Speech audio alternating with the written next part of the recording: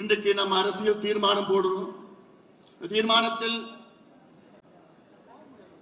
வருகின்ற மக்களவை தேர்தலில் பாட்டாளி கட்சி கூட்டணி அமையும்.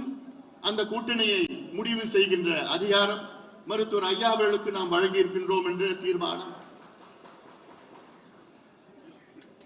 திமுக தொடங்கி 18 ஆண்டுகளில் ஆட்சிக்கு வருகிறார்கள்.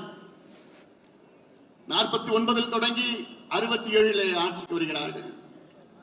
அண்ணா திமுக தொடங்கி 5 ஆண்டுகளில் ஆட்சிக்கு வருகிறார்கள்.